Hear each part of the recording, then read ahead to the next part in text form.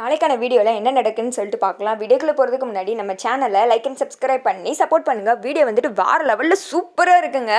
பல ட்விஸ்டெல்லாம் இருக்குது, இன்ட்ரெஸ்ட்டாக இருக்குது. ஃபஸ்ட்டு சீனில் வந்துட்டு ரகுராம் வந்துட்டு போலீஸ் அரெஸ்ட் பண்ணிட்டு போயிட்டதுனால வீட்டில் எல்லாருமே பயங்கர சண்டை போட்டுட்டு இருக்காங்க. அப்போ வந்துட்டு பத்மா சொல்கிறாங்க, இந்த மாயாவோட அப்பாவுக்கு பணத்தை ரெடி பண்ணி கொடுக்க போய் தான் இப்படி ஆயிடுச்சுன்னு சொல்லிருங்க, நீ உண்மையை ஒத்துக்கோங்க, நீங்கள் தான் பணத்தை எடுத்து கொடுத்துருக்கீங்க அப்படின்னு சொல்ல பத்மா இப்படிலாம் பேசாத, நான் வந்துட்டு எதுக்கு இப்படிலாம் பண்ணணும், குடும்பமானம் போகிறதுக்கு நான் காரணமாக இருப்பேனா, நான் ஒரு காலம் அப்படிலாம் பண்ணவே இல்லை, நீ பாட்டுக்கு வாய்க்கு வந்த மாதிரி என் மேலே பழிய போடாது அப்படின்னு சொல்ல, போதண்ணி நீங்கள் தான் எல்லாம் பண்ணியிருக்கீங்க அப்படின்னு சொல்லிட்டு பத்மா பிடிச்சபடியா நிற்க இந்த திக்கம் வந்துட்டு தனம் வந்துடுறாங்க ஊடால.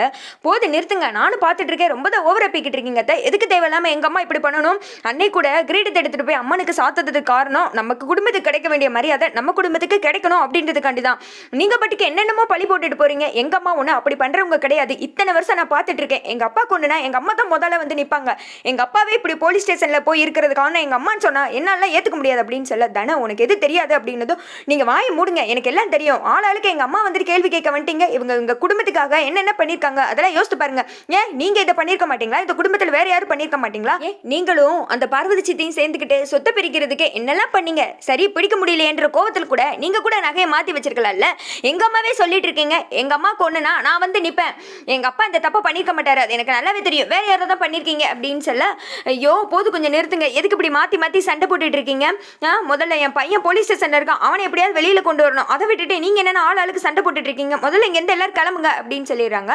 அப்புறமேட்டு ஜானகி விறுவிறுன்னு சாமி முன்னாடி போகிறாங்க. ஏன் எங்களை இப்படி சோதிக்கிற சொல்லு, உனக்கு நாங்கள் ஏதாவது குறை வச்சோமா, எல்லாமே உனக்கு நல்லது தானே பண்ணிட்டு இருக்கோம், எங்களுக்கு மட்டும் ஏன் இப்படி கஷ்டத்துக்கு மேலே கஷ்டத்தை கொடுக்குற, நீ தான் இதுலேருந்து எப்படியாவது புருஷனை வெளியில் கொண்டு வரணும், எனக்கு ஏதாவது ஒரு அடையாளத்தை காட்டு அப்படின்னு சொல்ல டக்குன்னு அவங்களுக்கு ஒரு கிளிப்பு வந்துட்டு ஞாபகம் வருது. ஜானகி வந்துட்டு அந்த திக்க மூவ் ஆகுறப்போ பார்வதி வந்துட்டு சாமி முன்னாடி நின்றுட்டு இருப்பாங்க அந்த நகையெல்லாம் எடுக்கிறதுக்காக. அப்போ வந்துட்டு ஜானகி பார்த்துருவாங்க, என்ன பார்வதி இந்த நேரத்தில் நின்று சாமி கும்பிட்டுட்டு இருக்கியா அப்படின்னு கேட்க, ஆமாக்கா அப்படின்னு சொன்னது, சரி சரி கும்பிடு அப்படின்னு சொல்லிட்டு கிளம்பிடுவாங்க. அதை வந்துட்டு யோசித்து பார்க்குறாங்க, ஓஹோ அப்போ இவதானா, அதனால தான் அன்னைக்கு நைட் அங்கே நின்றுட்டு இருந்தாளா, இவளை என்ன பண்ணுறா பாரு அப்படின்னு சொல்லிட்டு விறுவிறுன்னு பார்வதி கிச்சனில் நின்று சமைச்சிட்டு இருப்பாங்க. அந்த இடத்துக்கு வர்றாங்க. பார்வதி இங்கே வா, உங்ககிட்ட ஒன்று பேசணும் அப்படின்னு சொல்ல, ஐயோ எதுக்கு இவங்க நம்மளை கூப்பிட்றாங்க, ஒருவேளை கண்டுபிடிச்சிருப்பாங்களோ அப்படின்னு சொல்லிட்டு வேர்வையெல்லாம் வருது, பதட்டத்தில் அதெல்லாம் தொடச்சிட்டே வந்துட்டு சொல்லுங்கக்கா அப்படின்றாங்க. வா ரூமில் போய் தனியாக பேசுவோம் அப்படின்னு சொல்லிட்டு கூப்பிட்டு போகிறாங்க. கதை வடைச்சிரு அப்படின்னு சொல்ல கதை வந்துட்டு அடைக்கிறாங்க. உங்ககிட்ட ஒன்று சொல்லணும், நகை வந்துட்டு நான் தான் எடுத்து மாற்றி வச்சேன் அப்படின்னு சொல்ல அதை கேட்டதும் பார்வதி ஷாக் ஆகுறாங்க. ஐயோ நம்ம தானே மாற்றி வச்சோம், அப்போ இவங்க நமக்கு முன்னாடி எதுவும் கொள்மால்தனம் பண்ணிட்டாங்களா அப்படின்னு யோசிக்கிறாங்க. மாயாவோட அப்பாவுக்கு அவசரமாக பணம் தேவைப்பட்டுச்சு, என்ன பண்ணேன்னு தெரியாமல் தான் நான் இப்படி பண்ணிட்டேன், ஆனால் நான் அந்த தப்பை எப்படியாவது சரி பண்ணணும், மறுபடியும் எப்படியா நகையை கொண்டு வந்து வச்சிருவேன், எப்படியாவது அவரை வெளியில் கொண்டு வந்துடுவேன், இதை உடனே சிவா கிட்ட சொல்லணும், யாருக்கு தெரியாமல் சிவா மட்டும் இங்கே கூப்பிட்டு வரேன் அப்படின்னு சொல்ல, நான் உடனே போய் கூப்பிட்டு வரேன்க்கா.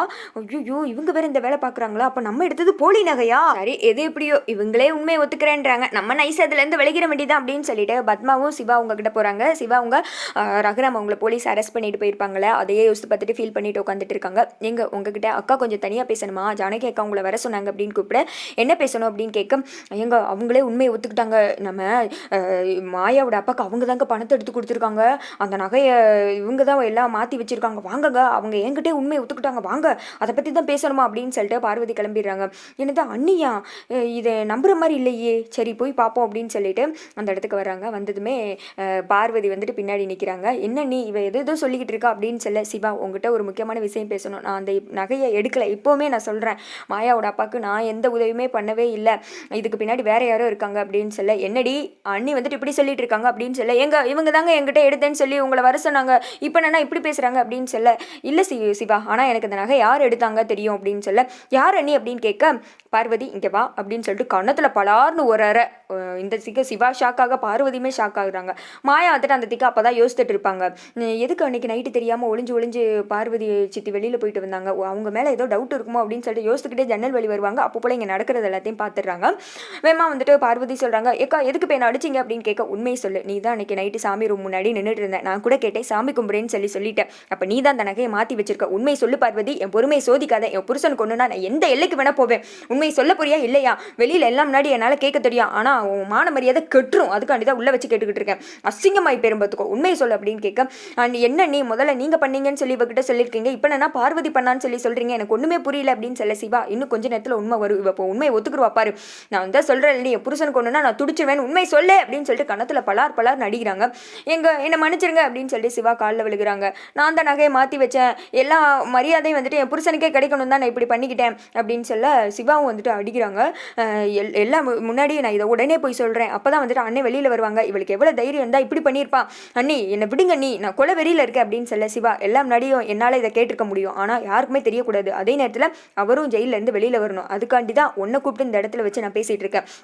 இங்கே பாரு அந்த நகை யார்கிட்ட கொடுத்த அப்படின்னு கேட்க, நான் இதெல்லாம் லிங்க மாமா சொல்லி தான் செஞ்சேன், அவர் தான் நகையெல்லாம் எடுத்துகிட்டு வர சொன்னார் அப்படின்னு சொல்லிட்டு எல்லாத்தையும் சொல்கிறாங்க. அந்த ஃபோட்டோ எடுத்து போலியா நகை ரெடி பண்ணது, அதை கொண்டே அப்படியே லிங்கத்துக்கிட்ட கொடுத்தது, அதெல்லாம் சொல்கிறாங்க. அதை கேட்டதும் ஜானகி சிவா 2 பேருமே ஷாக் ஆயிடுறாங்க. அண்ணி இவளெல்லாம் வெட்டி போடணும் அண்ணி, இந்த வீட்டிலே இருக்கக்கூடாது, என் அண்ணனுக்கு ஒன்றுனா நான் எப்படி வந்து நிற்பேன்னு உங்களுக்கே தெரியும், அப்பேற்பட்ட அண்ணனையே இவன் வந்துட்டு ஜெயிலுக்கு அமுச்சு விட்டா, நீ என்னை விட்டுருங்க அண்ணி, நான் எல்லாம் முன்னாடி இதை சொல்ல போகிறேன் அப்படின்னு சொல்ல சிவா இப்போதைக்கு அது முக்கியம் கிடையாது, நீ உடனே போய் உங்கள் அண்ணனை வெளியில் எடுக்கிற வழியை பாரு, அந்த லிங்கத்தை போய் விசாரி அப்படின்னு சொல்கிறாங்க. இந்த திக்கம் வந்துட்டு சிவா லிங்கத்தை போய் பார்த்து பேசிட்டு இருக்க மாதிரி காமிச்சிட்டு இருக்காங்க. அதே சமயத்தில் எந்த திக்கம் பார்வதி அழுதுட்டு இருக்காங்க. அக்கா அப்படின்னு சொல்லி மூஞ்சிலே முழிக்காத அப்படின்னு சொல்லிட்டு ஜானகி டென்ஷனில் இருக்காங்க. மாயா இதெல்லாம் கேட்டு ஓஹோ அப்போ எல்லாம் அந்த புவனேஸ்வரி வேலை தானா, அதுதான் நினச்சேனே, அங்கே வச்சு அவள் நம்ம குடும்பத்துக்கு சப்போர்ட் பண்ணி பேசுகிற மாதிரி பேசுகிறப்ப அவள் இதில் சம்மந்தப்பட்டிருப்பான்னு நான் நினச்சேன் அப்படின்னு சொல்லிட்டு யோசிக்கிறாங்க.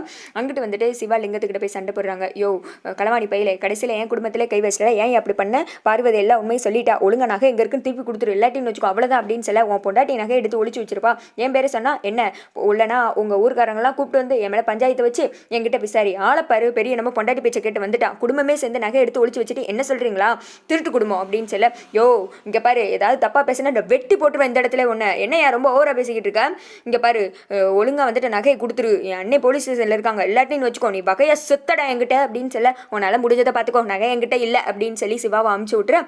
பக்குன்னு அவருக்கு ஆயிடுது. விறுவிறுன்னு புவனேஸ்வரிக்கு தான் கால் பண்ணுறாங்க.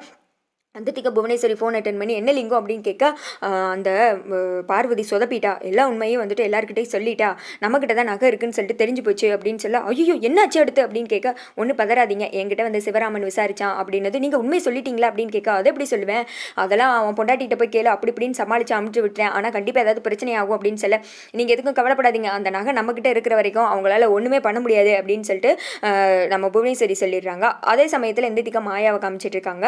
அந்த சிம்மம் மாற்றி கார்த்திக் தான் கால் பண்ணுறாங்க. ஹலோ கார்த்திக், நான் தான் தேவி அப்படின்னு சொல்ல, தேவி நான் மேலே கோமா இருக்கேன், இப்போ கால் பண்ணேன் அப்படின்னு கேட்க, என்ன அன்னைக்கு உங்களை பார்க்குறதுக்கு எவ்வளோ நேரம் வந்து வெயிட் பண்ண தெரியுமா, ஆனால் நீங்கள் தான் வரல அப்படின்னு சொல்ல, நான் தான் வந்து வெயிட் பண்ணேன், உன்னால் இங்கே எவ்வளோ பிரச்சனை ஆயிடுச்சு, நீ தான் வரவே இல்லை அப்படின்றாங்க. என்னது நான் வரலையா, நான் தான் ரொம்ப நேரம் வெயிட் பண்ணேன், அதுக்கடுத்து உங்களுக்கு கால் பண்ணால் நாட் ரீச்சபிள்னு வந்துருச்சு, நீங்கள் என்ன சொல்கிறீங்களா, நான் எவ்வளோ கஷ்டப்பட்டு வந்து தெரியுமா, அப்புறம் எங்கள் அம்மா அப்பா கால் பண்ணிட்டாங்க நான் போயிட்டேன் அப்படின்னு சொல்ல, ஐயோ அப்படியா தேவி, மன்னிச்சிரு அப்படின்னு சொல்ல, இப்போ கூட ஒரு ஃபங்க்ஷன் எங்கள் அம்மா அப்பா போயிட்டாங்க, ஆனால் என்ன அது பெரிய நகை வியாபாரியோட ஃபங்க்ஷன், எனக்கு வந்துட்டு ஒத்தப்பட்டு நகை கூட இல்லை, எல்லாமே வெளிநாட்டிலே வச்சுட்டு வந்துட்டேன், அதனால தான் நான் போகல அப்படின்னு சொல்ல, நம்ம தேவியை இம்ப்ரெஸ் பண்ணுறதுக்கு நல்ல வாய்ப்பு கிடைச்சிச்சு அப்படின்னு சொல்லிட்டு, தேவி நீ ஃபங்க்ஷனுக்கு போ தேவி, இப்போ தான் எங்கள் ஆண்டி ரொம்ப வந்துட்டு புது நியூ மாடல் டிசைனில் எடுத்து வச்சுருந்தாங்க ஜுவல்ஸ், அதை நான் எடுத்துகிட்டு வரேன், அதை நீ போட்டு போ அப்படின்னு சொல்ல, அப்படியே கார்த்திக் எனக்காக நீங்கள் எவ்வளோ சொல்கிறீங்களா, ஓகே தேங்க்யூ, நான் எந்த இடத்துக்கு வரணும் அப்படின்னு கேட்க இடத்தெல்லாம் சொல்லிடுறாங்க. கார்த்தி வந்துட்டு அந்த கோவில் நகையெல்லாம் எடுத்து வச்சு பார்க்குறதுக்காக வர்றாங்க தேவியை பார்க்க. இங்கிட்டு வந்துட்டு புதுசாக மாடர்னாக ஒரு பொண்ணு இறங்குற மாதிரி காமிக்கிறாங்க, காலு கை மூஞ்சியெல்லாம் காமிக்கிறாங்க, ஆனால் அந்த பொண்ணு யாருன்னு தெரியல, பட் யாரும் ரெடி பண்ணிட்டாங்க. அதோட பார்த்தீங்கன்னா வீடியோ வந்துட்டு முடிஞ்சிடுது.